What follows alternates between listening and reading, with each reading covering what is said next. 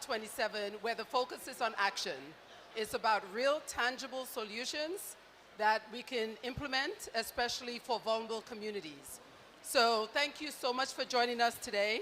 We know that STEM and tech skills are crucial to climate action, and it's key that we make training accessible for all, especially if we want to break the cycles of disparity. This is something I focus every day on my work at IBM, across our skills and sustainability programs, and especially in partnerships with HBCUs in the US, but with global nonprofit organizations and governments as well. Our discussion today is really around how do we work together with, in partnership, the public-private sector, with advocacy groups, coalitions, and other global entities to really make a difference in our communities and really support those who need our help the most. So I'm looking forward to this panel. We have some very distinguished people who have joined us today, and we're going to jump right in. So I'm going to turn it over to my co-moderator, Dr. Mustafa Santiago, and he'll lead us into our first question. Sounds good. Thank you. Thank you. I want to start us off with a quote from Nelson Mandela when he said, "There is no passion to be found in settling for a life that is less than the one you are capable of living." And that is why we all continue to fight. We continue to build partnerships, and we continue to look to ingenuity and innovation to be able to help us to address the climate crisis and environmental injustices. And with that being said, I can't think of anyone better to turn to for our first question. Kristen Siemens, who's with General Motors. Kristen, you recently said in an article that you prioritize equitable climate action. GM was among the first household names to actually make those bold public comments, and we want to thank you for that on climate equity. From where you sit at GM, do you see how your role is helping vulnerable communities? And there's a second part to the question. And what was GM's journey in terms of recognizing that equity and climate commitments should be advanced in concert? Excellent. Well, thank you so much. Great to be here with you again today and really continue to advance the partnerships that we talk about. You know, COP is really about bringing people together, private, public, and NGOs, and the youth, et cetera. So it's really a great opportunity to talk about it. So we've been talking, as you mentioned, at GM about equitable climate action for a while. And for us, it's really focused in 4 pillars. And it's really about making sure that we don't leave anybody behind. You know, climate change has traditionally had impact on some communities more than others, and we want to make sure that as we are on our journey to an all-electric future, that nobody is left behind, that this transition is inclusive. And so we look at it in 4 key ways. The first one is around the future of work and making sure that our workforce is really our strongest asset, and so we want to bring them along with us. That's everything from training to looking at how we hire for jobs differently, ensuring that diversity is key and a very strong focus for us as well. Second area is around EV charging access, so making sure that as we work across public and private, making sure that there are communities that aren't ignored from a charging standpoint, and that, again, that this is an inclusive transition. It's about having products that are available, EV access for everybody, so products across every price point and segment. And then probably one of the ones that we're most proud of that we've partnered with here is our Climate Equity Fund. And that's really about working with grassroots organizations that are making a difference in their communities to find solutions for this transition, and that people aren't left behind, or communities aren't left behind. And then we announced as part of that the collaborative with NWF, a climate equity collaborative, where we're focused on doing everything to bring people together. So it's a way for us to engage, to focus on training, on education, particularly STEM education in our youth. We just saw here the panel before us with some amazing individuals that are really making a difference. We had an opportunity to hear a concert from AY over on the other side, and really see the passion and energy that's happening across the globe. But it's starting young, and we want to be part of that solution, and we want to be part of bringing everyone together to work on those solutions. Thank you so much. As we pass the mic back, could we give AY a round of applause, the young man?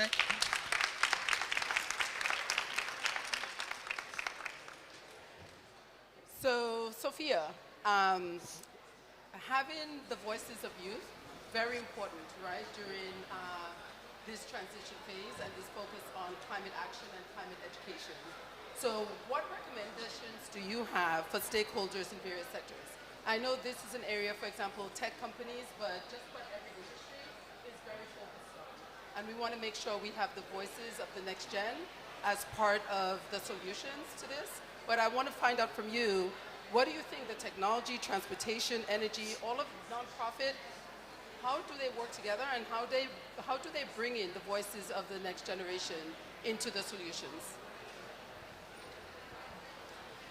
I mean, a lot of questions within that question, but I think I would definitely point to my experience working with the UN Secretary General and his youth advisory group, in the sense that it really is the first example of young people tangibly being given a seat at the decision-making table and being given the opportunity to directly interface with the high-level decision maker and to give our concrete inputs. And over the last year, I've gotten the chance to now advise the World Economic Forum, the New York Times, as part of different youth advisory initiatives. And I do think it's really important, specifically for corporations, to start implementing similar initiatives, in the sense that I mean, John Kerry was announcing earlier that he thinks that the biggest way that we're going to get the climate finance that the U.S. is committing through is through working with the private sector. And so the private sector is going to play an outsized role in terms of facilitating this just transition away from fossil fuels. And young people want to be involved in that. And speaking from my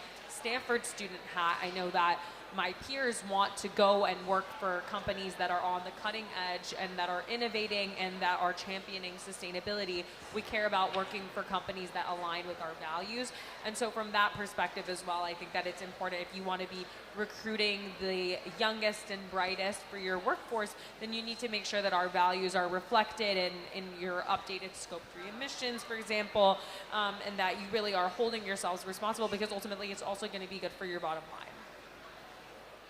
Perfect. I think ESG transparency is extremely important, and there's so many studies that have shown that prospective employees and current employees care that companies are focusing on these issues, and it really makes a difference. Dr. Bhat, thank you for being here with us. I know the microphone's moving your direction. You know, Dr. Bhat, CIMI has accomplished much through collaboration in advancing both public policy and addressing the complex challenges such as global supply chains and promoting 21st century equitable jobs opportunities for young people. Just this week, we want to make sure that we're bringing forward that launching a new climate consortium with an ambitious vision. In the past, we've seen companies partner one-to-one. Now we have an opportunity to actually be able to have these collaborative partnerships, authentic collaborative partnerships. How are you all moving forward on making that happen? Thank you for that. Yes, you're right. The semiconductor industry, where I come from, and we have some of our partners here, is highly competitive. They excel in innovation, and they also take pride in their IP. So we're very exclusive. We are used to working within ourselves and keeping our IP together. So we launched our Semiconductor Climate Consortium, the very first, and it was a bold step for members of that industry to come in and say, okay, we've done a lot ourselves, and it's time to go together and collaborate and solve the bigger problems. And in the theme of being inclusive, and I know some of you are much further ahead in this inclusivity journey, but for us, we have an industry. SEMI is a consortium that has 2,500 member companies, and they come in all sizes, big companies like Microsoft and IBM here, as well as tiny little suppliers. Our supply chain is complex, sometimes 9 to 11 deep, spread all over the world, but also very tiny suppliers. And it's not enough for the large companies to move forwards, because you can't, because their Scope 3, as you talked about, Sophia, is everybody else in that value chain. So this is our first attempt at bringing everyone together and working together as a collaboration to move forwards. Can I just add a quick follow-up? So now that we have these sort of structures that are in place, how does it help us to better support vulnerable communities? Great question. So like I said, we started with inclusivity at home, which is within our industry. The next step, which I'm very thankful for some of our partners here, Justin from CEC and Kim from NWF, we are getting ready to work on a very intentional climate equity and climate justice initiative. As you probably know, one part of this whole journey is using our technology to reduce our carbon footprint. But the other piece, which we have a lot of power with, was our innovation, to use our innovation for hand printing, to do something beyond our industry. And we expect to see remarkable results as we go into being more inclusive and applying our technology to solve the bigger problems of the world. Thank you for that. So what's critical is around partnerships, right? Very critical to have public-private partnerships, but what I love is the partnerships around the private sector as well. No one can do this alone, and I think we're all really focused on the same thing and how to make sure we are not leaving these vulnerable communities behind. So really impressive, the work that you guys are doing. So Michelle, I've actually spoken and met with and collaborated with many of your colleagues in the skills space. You guys have done some amazing work. And just last week, Microsoft released its first sustainability skills report, which discusses the skills gap between the workforce we need for the 21st century climate action and how young people are being prepared with those skills. What's your message to those in your industry and other sectors about connecting the dots regarding climate equity, education, job skills, and economic opportunity? Absolutely. Well, it's pretty fundamental. We cannot achieve our climate goals without a sustainability workforce. That's it. We have 3,900 companies around the world that have made commitments, and there is no way that they are making their goals or the world is making their goals if we don't have the workforce and the skills to be able to do it. So as you mentioned, we launched this report last week. We're thinking about this a lot. We know that all of our customers and our partners are thinking about it a lot. And a few things I want to point out. We looked at 15 companies that have just started this journey to implement their goals. And we just asked their employees, okay, if you have a sustainability job, what does your job entail? What are the skills, and where did you get them? And we found that about 68% of all of those employees came from within the company. And only about 40% had been working in sustainability for 3 years. So most of them are moving from other jobs. They're learning quickly. They're learning on the jobs. So it's a homegrown strategy. That's great if you're trying to solve a simple problem, but we need to do this everywhere, and that's not going to be a strategy that scales. And the other thing that was very interesting is we learned there's really two types of jobs. At least we're observing two types of jobs when it comes to a corporate perspective on this. One are jobs that are totally new that didn't exist before, like a carbon accountant. No company had a carbon accountant that was counting how much emissions came from their operations and where are they supposed to report it. And the second is jobs that exist but now have a sustainability layer to it. So you can think about that for Microsoft, we have amazing hardware engineers. They build Xboxes. They're going to continue to build Xboxes, but now they need to build them with recycled material, with sustainable material. We have electric vehicles on our campus to take employees between buildings. Now the employees that drive those vehicles have to learn how to drive electric vehicles. One other example, in the cooking space, in the catering space, we have kitchens that used to have natural gas. Now they have electric woks. So our caterers have to learn. So this has so many different layers to it. And just briefly, and I hope we have a chance to talk about it more, in the report we talk about 3 recommendations. The first is we need to identify what are these jobs and what are the skills needed, and then how do we standardize credentials for it so that everyone, communities across the US, communities across the global south, can be able to develop those credentials.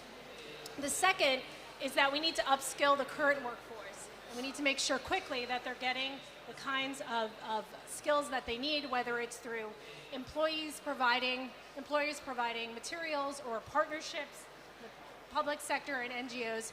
And then the third, and this goes to Sophia, what you were talking about, is that we need to make sure we're getting environmental sustainability fluency into education, to primary education, secondary education, the same way we've done that with computer science. So that's at least a place for us to start and for us to begin to develop partnerships and be able to do this in a way that is inclusive and also incorporates equity. So I want to add to it. I think Dr. Bhat wants to jump in as well, but Michelle and anyone who wants to jump in, please do so. What's the message to our emerging climate leaders about preparing for these jobs? We know that they're available. We know that we work through nonprofit organizations. We're upskilling and reskilling our own employee base. But for those young people who want to take advantage of those jobs, what's the message to them? I can start by, I know that there's materials that are available, if it's LinkedIn Learning, or all the different companies are putting their learnings out there. Go out and search them to find them, and then there'll be a lot more opportunities that are out there. But there's been so much entrepreneurship from the younger generation on this that it's been amazing that they're quite learning probably faster than a lot of the employees right now. Yeah, and thank you for that. I actually wanted to ask you about reskilling. You talked about 68% are organically grown sustainability experts within the industry, and this is my personal journey. I am not a sustainability expert. I've only been in this, I've just pivoted my career after 25 years in the semiconductor industry to be a sustainability person. And I've basically been taking certification courses like self-learning, and wouldn't it be amazing to have, not have to discover through intense networking as to what's the right thing to work on. For example, one of the youth from the prior session told me about this UN course on carbon accounting that I can take. Like, how can we do that better? Do you have any recommendations on how to go about reskilling folks like myself? I think this is part of it. That's what we need. That's what these recommendations are about, to be able to develop those materials and to identify what skills are needed, standardize those credentials, and make more of this material available. Mauricio, we are holding this important event here at the Climate Justice Pavilion. Peggy Shepard was instrumental in making sure that it happened. Can we give Peggy a round of applause? Peggy and others had real intentionality in this space and making sure that whether it is young people or it is our impacted communities, those representing from the global south, had a space and a place to engage, to begin to be able to move forward in a very positive direction. So, as we're thinking about this moment that we have, how can we ensure that climate justice, that environmental justice, is a part of the work that all of us do, and is a part of these sets of conversations that are going on that will literally frame out the direction that we'll be moving for the next set of decades? I think I'm getting one of the big questions on the panel. So I'm gonna start with a big answer and then try to land it. So I very firmly believe that we use this with our clients. I use it with my kids. We have 500 working days to peak emissions globally, 2,000 to reduce them by 50%. That should install a bit of a sense of urgency to everyone. And so that we need every tool in the toolkit. So this needs big stuff. And I love what Nigel Topping, the high-level champion for climate action, and others talk about these ambition loops. So government and citizens and businesses, they all need to push and pull. We all need to work together. That's a big thing. And so why 1.5 is terminally ill is because, BAU is still alive. So we need to do stuff differently. Now let's, kind of bring it to the partnerships. I really think we need a kind of Marshall Plan level if we're talking about systems change, full systems change, what you asked me. And if we're going to have climate equity and execute a just transition at global scale, you know, in 500 working days, 2,000 working days. Now that's a big thing. You know, we need to begin thinking about things like reimagining tax systems, from labor taxes, which can facilitate skills development, to environmental taxes. I mean, I think we're going to need that kind of thing to take us at the speed of transition that we need. But then, if we then bring it down to, you know, more practical stuff. I'm a huge fan of what the UK has done. This has been done in other places with the catapults, public-private partnerships to develop pre-competitive technology in offshore wind, in biotech, in several dimensions of cutting-edge technology. I think we need something similar for institutions and for policy systems. What other, how can we bring together businesses to rethink a little bit? Okay, if we're going to reskill at scale, I know there's a lot, I completely agree, a lot of reskilling to do for some of the more basic stuff, but we need an army of solar engineers. We need an army of CCUS engineers. We need the people who are going to rethink the hydrogen grid. So at that scale, because I know I'm talking very big things here. I was asked a big question. I think those are the kind of things we need. Yeah. Most definitely, most definitely. Did someone else want to respond to that? I guess just to add a comment, and we talk about, whether we talk about reskilling or we talk about, the amount of people that we're going to need, I think one of the things that we're focused on as well, because that's not going to happen overnight, right? It's going to take time and training. I think it's important that sustainability becomes part of our culture.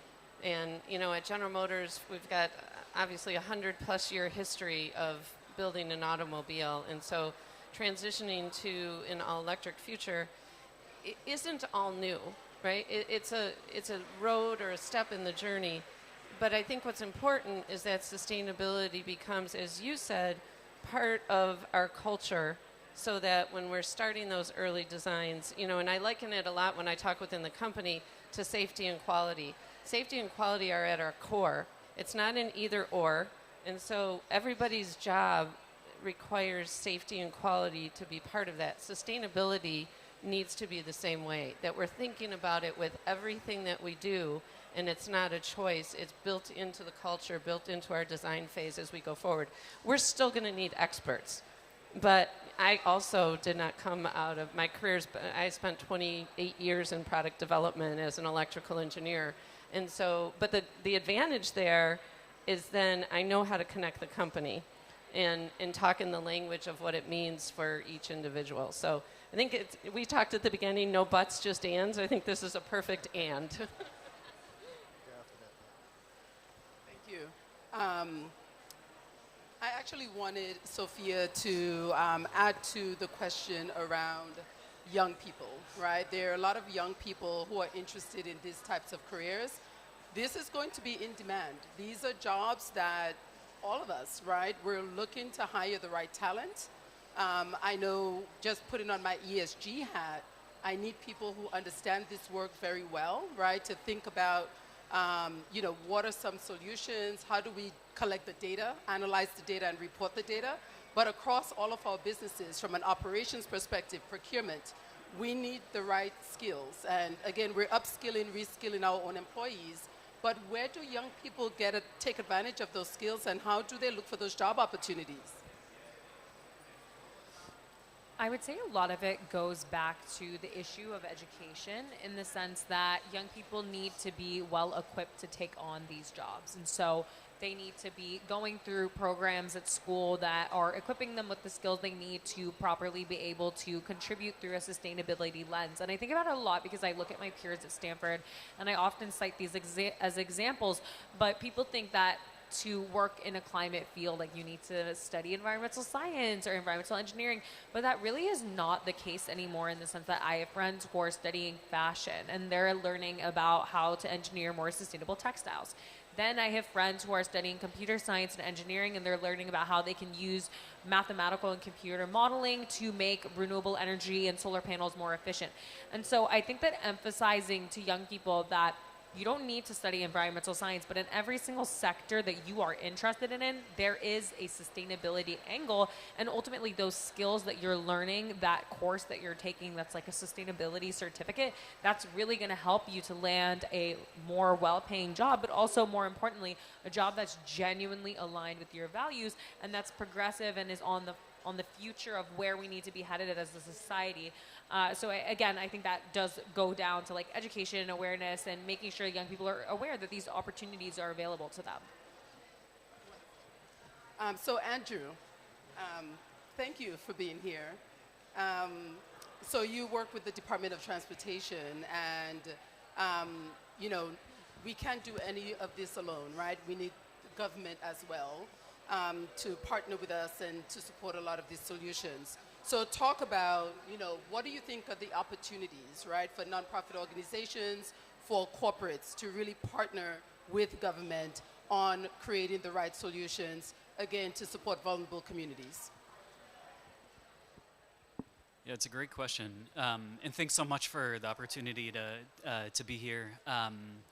You know, so we bring some good news from the United States. We're not exactly where we want to be, but the good news is that, you know, under President Biden's leadership, we did pass 2 landmark pieces of climate legislation.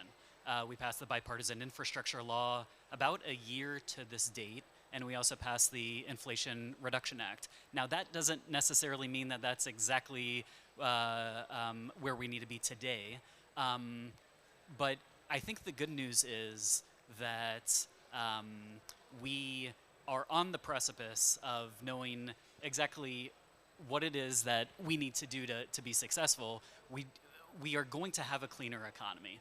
The question is, are we going to get there quick enough? Are we going to get there with the kind of workforce capacity that we need through training, retraining, upskilling? And then the third piece is, are we going to create that sort of clean economy, you know, today? And I think the bipartisan infrastructure law, the Inflation Reduction Act, you know, some of the good news is that there's a lot of public-private partnership opportunities. If you look just in the transportation electrification sector, there's $7.5 billion available for public-private partners. So a lot of our state departments of transportation aren't going to want to own and operate that charging infrastructure.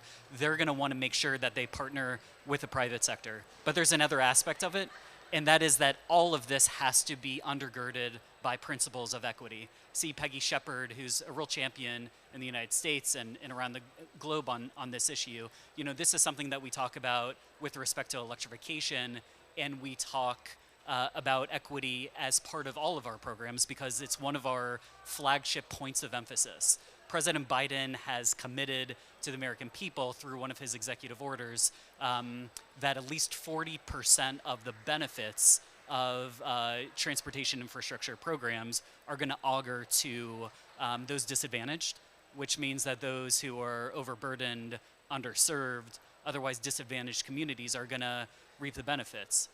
The question is, how do we go about that definitional approach, and how do we make sure that those benefits are realized? It turns out that sometimes, you know, what some communities think of as benefits tend not to benefit, you know, disenfranchised communities. When you look at road widenings, that's a case in point in the past. When you look at EV charging, we need to make sure that, you know, benefits are going to all communities. And when we look at clean energy, clean transportation investments as well, it's a critical point of emphasis as we work with the private sector, as we work with stakeholders, and as we build a clean energy economy. We have to make sure that we don't leave anybody behind. Before we go to the last question, we want to bring in, we have some folks who are on Zoom, so we're hoping that we can pull them into the conversation, and then we may have time. Not yet. So while we're waiting to transition, I'm going to pass it to Kristen. Oh. I saw you with the microphone. Yeah, no, I just got handed the You shouldn't have put the mic in your hand. I'm sorry. You got to say something. I'm not AY. Okay. So let's do this. Yes. I did have a comment, I guess a learning moment there. You know, our industry, like I said, we just launched our first coalition, and I'm sure hopefully we're not the last. But we're we were very focused on trying to be inclusive within our industry.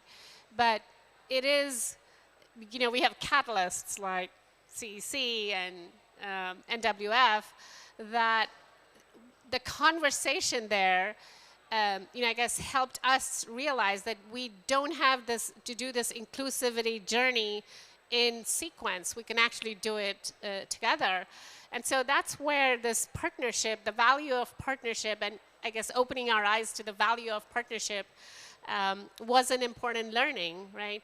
And so now our plan is to go do this in parallel. So applying our technology to bring about climate justice and climate equity is something we're going to do together as we try to discover how we do this whole collaboration within the industry. So I think we can do it together. I just wanted to build on it. One of the most interesting parts, I think, right now of working at Microsoft is that we've made these sustainability commitments. We're executing them. We're constantly evolving. One of the areas that we're really trying hard to learn and evolve on is how do we incorporate environmental justice? How do we incorporate climate equity into those commitments? So, for example, we have a big commitment to source 100% or 100% of our energy from renewable energy by 2025.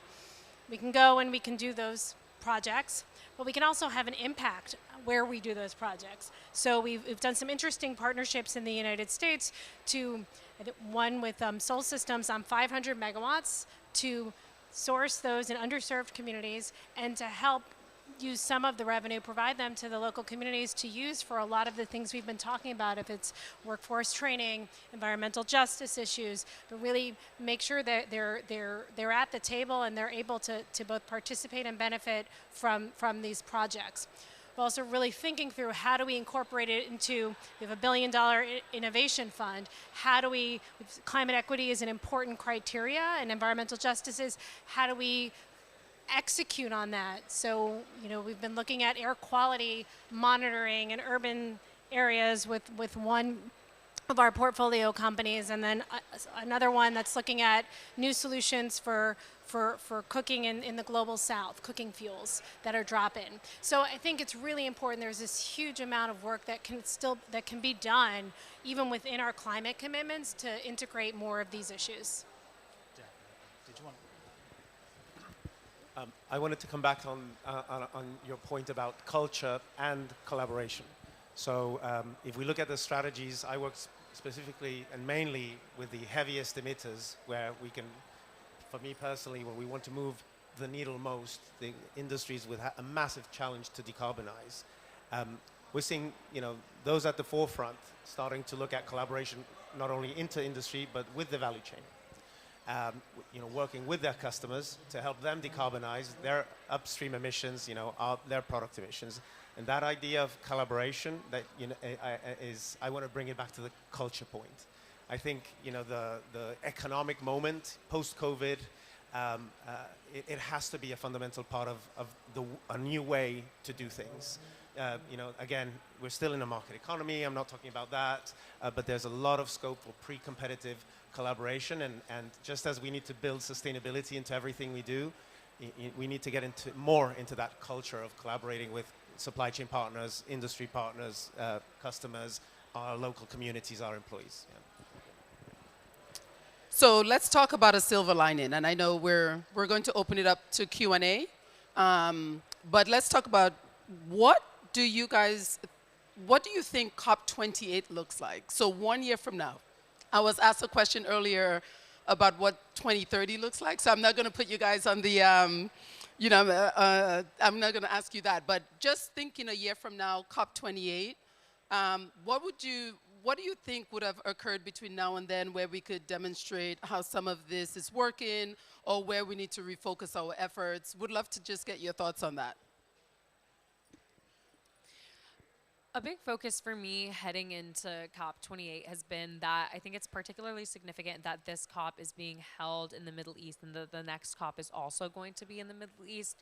I'm Iranian American, and I always point out the fact that temperatures in the Middle East are rising more than twice the global average, and Iran is one of the most climate vulnerable nations in the world, despite being responsible for only around 1% of global emissions, while the United States, where I'm living right now, is responsible for 25%, and we are not experiencing nearly any of the same impacts. And so I think having COPs in areas where we know that civil society, that people are being disproportionately impacted, really does make a difference, in the sense that I think that it puts the pressure on world leaders that we need to see, like, go walk outside, see the context, see where the world is at. And if that doesn't inspire you to take action, I don't know what will.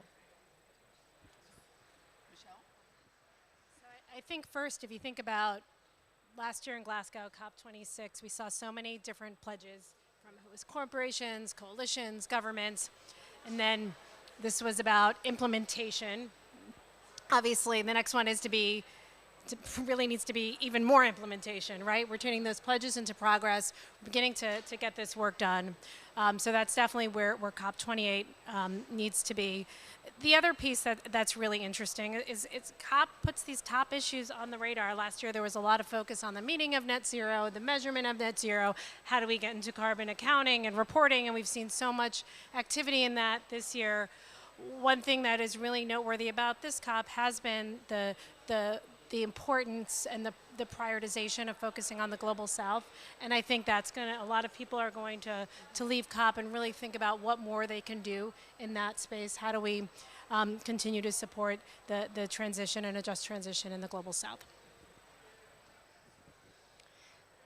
So I'm going to build on what you talked about. This COP's about implementation. The next COP's going to be about more implementation. So my goal would be a commitment I made this morning to Mr. Gore, which is to see how to make this coalition we just launched successful, because he had a comment on how we're discovering coalitions that have not delivered at this COP, and we don't want to get trapped in there. So for me, the day one has started with that intent to be able to come back with results on making sure that how do you make sure that that the coalition is working? It's through results. And I'm hoping that in this space of climate equity and justice, we actually have numbers and results to get the whole momentum going in terms of the engagement that we have not seen yet, or we don't know about, or we want to discover. It's an industry that likes to be driven by numbers, likes numbers. So we're going to want to see some numbers over here to make sure that we're actually executing to what we've said we're going to execute to this COP. Okay, so I agree with everything that's been said. And I think the two things that maybe stick out for me, maybe there's more, but is progress. I think we'll continue to see progress to these ambitious goals. We've made some recent announcements on our renewable energy commitment in the US. I think we'll continue to see more of that from public and private. And I really think we'll see more collaboration. I mean, I've been on the ground about 27 hours, and the amount of next steps and new collaborations that have taken place in that amount of time, it's just amazing, right? So you get the people together. Coming from a different background, I think the collaboration in this space is amazing. And, I kind of say we have one planet, we have one big challenge, and we all got to work on it together. And so I think we'll see more. In part, it's such a hard question because there's such an urgency today. And so we have so much to achieve today. I don't think that the climate justice community is necessarily looking 1 year down the road. They're looking at today, they're looking at tomorrow. And so just to sort of go back to the refrain, I think we need to make sure that over the course of this COP and then going forward, we're acting with the expedition that's necessary to solve our climate crisis. One, two, I think we need to make sure that we're increasing workforce opportunities, and three, just because of the pavilion that we're in, to underscore it once again, I think we need to make sure that equity is undergirded in every program, every policy that we move forward on. So that's what we're going to be focused on at the Department of Transportation. But to answer your question, I think as we look to the next COP, we have to look at transportation as a key inflection point of the climate crisis. We know in the United States that transportation consumes the most greenhouse gas emissions of any sector. I myself am the first Deputy Assistant Secretary for Climate Policy at USDOT because the President, the administration recognized how urgent the need was in the transportation sector. I think that's going to be a key pivot point going forward. Fantastic. Always tricky to go last. I agree with all of those comments, and I think every COP from here onwards is going to be an implementation COP. It's only going to get worse. I would like to see everyone walking away here with many action items, because that's the only way we're going to respond to this urgency. What I look after in my business, and a little plug, is just as we run businesses with financial and operational metrics, now we need to run businesses with carbon, and by carbon you can read, all the other ESG dimensions metrics. So for some industries, the ones I work in, carbon is the biggest thing. So we need to start making decisions that include that perspective every day. And so looking to COP28, I hope we would have made some leeway in helping, businesses, governments, folks in everyday lives, start taking carbon as a decision metric in everything they do. All right, so we're going to now try and pull in our questions from Zoom. So Zoom, if you're there. Yes. All right. So I'm going to turn the mic over to you and have you share. All right. Well, for me, it's good morning. For you all, I know it's good evening. My name is Nathaniel Hall. I am the Student Government Association President at Prairie View A&M University, a historically black university in Prairie View, Texas, right outside of Houston, Texas. I'm actually born and raised in Atlanta, Georgia. I'm 21 years old, and I'm a business management major, graduating this May of 2023. But the question that I have for you all is actually around technology somewhat and the environment. And with the rise of cryptocurrencies such as Bitcoin and the technology sector, we're losing you a little. Can you speak louder? You all hear me? Can you speak more loudly? Okay. I'll try to repeat that. With the rise of cryptocurrencies such as Bitcoin in the technology sector and the recent discussions about their negative impacts on the environment, do you all believe that they are sustainable, and how do you feel they will impact the world in the next 15 years? So the question was on cryptocurrency and the utilization. I'll say a word about distributed ledger technologies, which have a huge role to play in solving the environmental crisis, not so much around cryptocurrency. So blockchains, there are different blockchains, and some are not as energy intensive. So we do need certain types of blockchains, for example, for traceability of emissions in value chains, and they don't consume. I can vouch against that. I'm not a technologist, but they are not, the mining type of cryptocurrencies. As to, I won't comment on whether we're going to move to an economy based on crypto and what the energy implications of that are. I would also like to comment on that question. Actually, it's a problem that we are working with, and similar to what you said, I'm not going to comment on crypto or Bitcoin, but in general, there are energy-intensive industries, like one of them is mine, and there are two problems when it comes to renewable energy. One is, of course, accessibility. We have a lot of fabs in Asia where access to renewable energy is not there. But the second one is of relevance to your question, which is adoption. There are places where we have access to energy, and yet there isn't the discipline to adopt everything that's available is not there. So that's one of the areas we're going to look at to make sure that at least we've utilized everything that is available across our value chain, and make sure that some of these new factories we're building we can have a clear conscience as we go through installing our energy. Do we have any questions from the audience?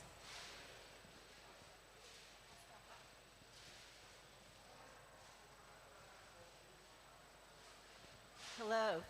Thank you so much. Unfortunately, I have a million questions, but one question I'd like to hear is how you all are investing your ESG and sustainability departments. How are you investing some of those profits in communities directly? There's some communities, Microsoft has been doing air monitoring in communities, Google has been doing lead service line replacement in cities. There are a lot of different initiatives going on that make a real big difference. When we talk about workforce development, people have to be aware of you. It's not just going to a career fair, but where's your investment? How do people understand who you are in their own community? So I'd like to know about the big initiatives, the big ideas, the ways you're investing in vulnerable communities so that they are more sustainable. You're all here about sustainability. So how do we make all of our communities sustainable with your investments? So I can jump in quickly and then I'll turn it over. So at IBM, we made a commitment to skill 30 million people by 2030. And we are working with universities globally. We're also working with nonprofit organizations because they're closer to the community and they're delivering the training, but also helping with job attainment. So that is a huge focus of ours. And we continue to focus all of our efforts and investments on disenfranchised, underrepresented and under-prioritized populations. In the sustainability space, we have an initiative called the Sustainability Accelerator, and just today we announced a partnership with 5 global nonprofit organizations and governments to focus on clean energy solutions and how they use the data and platforms of IBM to actually deliver, not just target, forecast, and project where there's a need for clean energy solutions in vulnerable communities that are most impacted by climate change, but also how do you deliver those solutions. So those are the 2 big areas where we are focused on education and also on climate justice. And if I could ask everyone to be as concise as possible because we only have about 4 to 5 minutes left to go. So. All right, so I'll be really quick. So at General Motors, we have, first off, the communities where we live and work are very important to us. And we work very hard and very close with those communities to ensure that we are good partners and good neighbors. That's everything from air quality to truck routes outside of our facilities to make sure we're not impacting the community. I talked a little bit about the Climate Equity Fund, which is a commitment of $50 million, which was doubled in just a year, to really work at the grassroots to make a difference and make sure that this transition is all inclusive. And I know the question was probably geared a little more towards the private sector. It does give me an opportunity to talk a little bit more about Justice 40, which is what we're focused on in the United States. You know, in addition to that being the president's executive order, I think the question is really oriented around intentionality, right? How are we actually being intentional and being held accountable for what we're doing, you know, to support climate justice? In addition to sort of the overall message around Justice 40, at the Department of Transportation, we have 39 specific covered programs that we've released on the Department of Transportation's website, where we've committed to making sure that those programs adhere to Justice 40 principles of ensuring that at least 40% of the benefits go to disadvantaged, overburdened, underserved communities. We have 22 indicators for each of those 39 covered programs. So we're intentional about making sure that whether there's economic disparities, resilience disparities, transportation disparities, that there's a reason and a benefit methodology that attaches to each one of those programs so that we fix sort of this chasm that has existed and perpetuated for some time. You know, some other Do we have, I'm going to speak to both of this as well. from the perspective of SEMI, that's a consortium for semiconductor companies. On the workforce, we actually have a very strong program, and we're partnering with you on that. And one of those, I mean, there's plenty in there, but one that's probably significant is the veterans reskilling program. We have a lot of veterans, a huge pool of them, and we have 90,000 available jobs in our sector just within the United States, open today. So we're working on a program to reskill veterans as a funnel for that, for those positions. So that's one.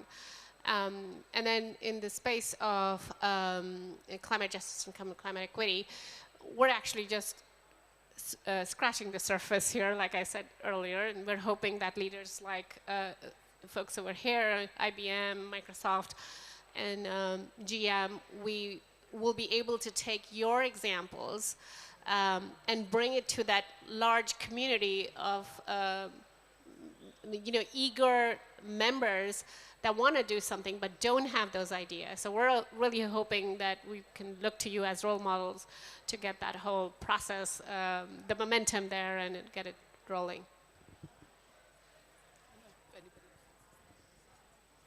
It's so exciting to hear, and we should join forces and multiply all of the stuff we're doing. So like our colleagues at IBM, we have a Skills to Succeed program already, nearly 6 million people, upskilled, it's Accenture, so a lot of focus on digital technologies, but also on sustainability, the future sustainability technologies. Coming out of COVID, we also launched an initiative to connect people and bring people back to work, a brokering, matchmaking thing, but which helped literally millions of people return to work. But I did want to come back on, we all have this enormous multiplier effect. We're 700,000 employees helping, many of the top 500,000 companies globally. What could we do together? Just one last thing. I know we've been talking about digital skills and how we incorporate environmental justice into the procurement that we do. Another area we have not spent time talking about today, but is incredibly critical, is the digital divide and the data divide, and making sure that every community has access to broadband and airband and to be able to participate in the digital economy. We have one last question from Dr. Beverly Wright, who helped one of the partners to make the Climate Justice Pavilion a reality. Yes, good evening, and thank you so much, for participating on this panel. I think it's extremely important. And so I just have two questions, and you have to excuse me if you talked about it because I've been busy with interviewing, but I've been trying to hear. My question is specifically about HBCU. Bhat, Peggy, and I both, all three of us, attended HBCUs. So I guess I could say if it were not for HBCUs, we wouldn't have this space. The second question is on small and disadvantaged businesses that have been struggling, especially after disasters, to get back on their feet. By the way, I'm from New Orleans, and we're still struggling from Katrina. So I have to ask about small business, SBA, the small businesses, and the HBCUs. If you could fill me in on what you're doing. I would really like to address the second question on how do we help small businesses. One element of diversity and inclusion, typically when we talk about DEI in the private sector, we're talking about we're defining minorities in our community, within our employees. But one of the things we do in there is we define DEI within our supplier base. So the focus there is to intentionally select local suppliers, which also helps with our scope 3, that are minority owned, and we promote that aspect of diversity and inclusion within our businesses. So that's one contribution. We call it MOD, minority owned businesses within the SEMI environment. Super exciting. With our innovation program, we're also supporting young entrepreneurs, women entrepreneurs, BAME entrepreneurs, mostly in the digital space again, but again in sustainability. For example, with a partner organization called Unreasonable, where we're bringing in innovation around these small businesses just trying to start up. And then I think that's not too big relative to the impact actually that we have with our clients, where they have big supply chains, multi-tier supply chains, and in particular in the space of decarbonization. We're setting up platforms, digital platforms with learning kits, with communication tools that help customers reach out to their supply chains and get them going on their decarbonization journeys, from just basic emissions footprinting, understanding what the GHG protocol is about, how to set a target, how to begin to come up with a decarbonization plan. Here are some interventions, connect to the community, learn from other people who are on a similar journey. So we're helping our clients help their SMEs on their journey. Specific to HBCUs, IBM has a partnership with 20 HBCUs in the US focused on creating cybersecurity centers. And we have also brought them into our work around the Sustainability Accelerator. So we're really excited about that, and we'll continue to expand those partnerships. I could just add, from an HBCU standpoint at General Motors, they are key to our success. I mean, we do a lot. I could rattle off probably 100 different engagements, particularly my direct leader, who's the Executive Vice President for Manufacturing and Sustainability.